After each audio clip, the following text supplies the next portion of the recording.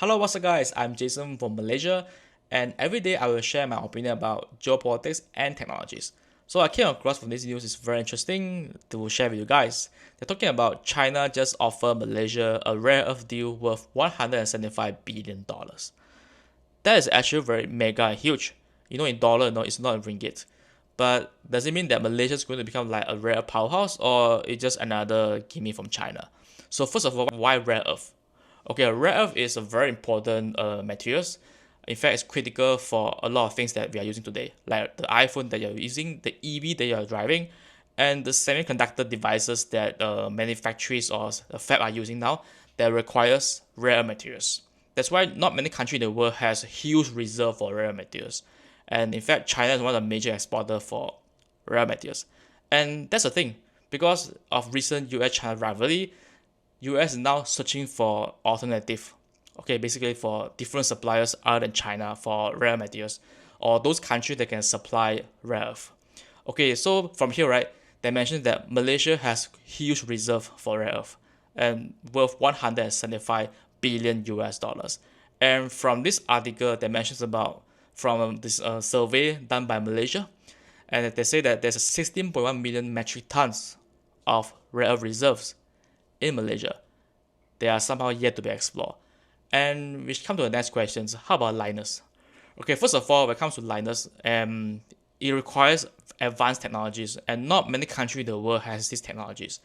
And extracting rare earth is one thing, but you refine rare earth is extremely expensive and difficult, and also very dangerous. So not many countries or not many companies can do this. Here's the thing: from a geopolitical perspective, whoever controls rare earth materials or has the technologies or know-how to refine those rare earths can shape the world geopolitics.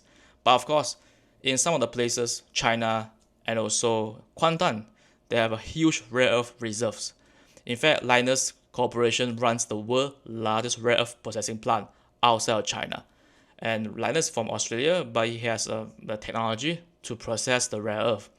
This means that Malaysia, however, has decades of experience and also infrastructure that most countries do not have. So why is China offering such a deal to Malaysia?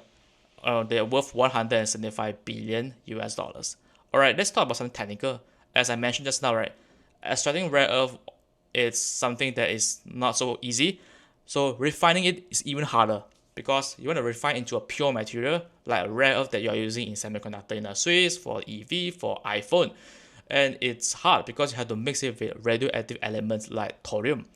And that makes processing not only expensive, but it's also dangerous and super toxic. So it has to be handled with care. And this is why most countries avoid having this rare earth processing plant.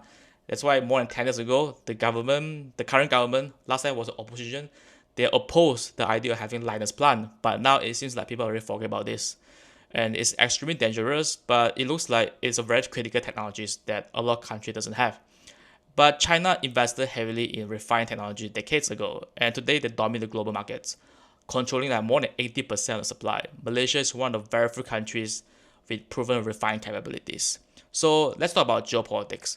So why these rare earth processing and refining technologies is a game changer to shape geopolitics, especially in the world geopolitics. The US and its allies now desperate to reduce their dependence on China for rare earth.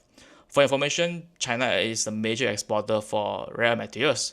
So meaning that now because of US-China rivalry, US and its allies is shifting its focus to other country. Of course, they're now shifting to most probably Southeast Asia, because South Asia recently becomes like a hotspot for the global diplomacy because Malaysia it's basically the ASEAN chair this year, and people are talking about the potential and also the role that ASEAN can play to maneuver between China and the United States.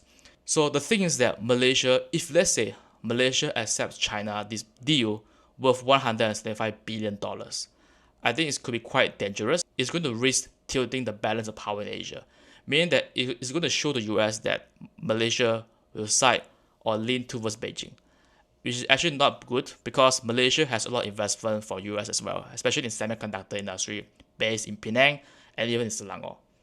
Right, so that's why Malaysia can offer this investment opportunity to China, but it has a think twice because you have to play between the balance of powers and strike the balance between China and the United States. But this is actually a big deal. It's going to offer a lot of job opportunities to locals.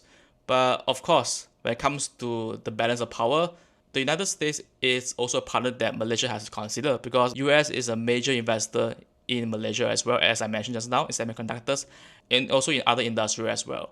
Being close with China is good, but being too close without considering this partnership with other country or other regions can be very bad and detrimental. So with the recent invitation to SCO, it's already signaled that first Malaysia is the ASEAN chair this year, and it's going to signal that Malaysia is an important or trusted partner of China and even Russia in the future. And as you see in the news, right, and there's a big possibility that next year we have direct flight from KL to Moscow with Aeroflight. So not sure about it's a good news, but the thing is that it signals a better or stronger tie with Russia.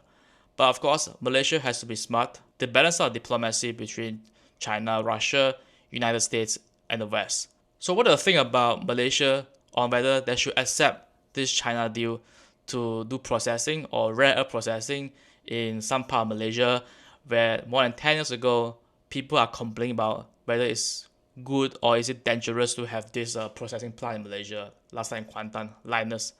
But it seems like already people already don't talk about it anymore because it has been more than 10 years.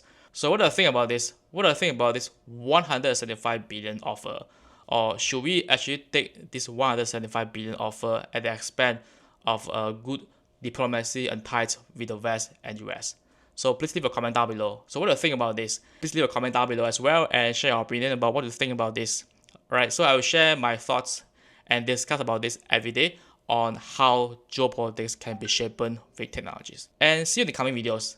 Bye.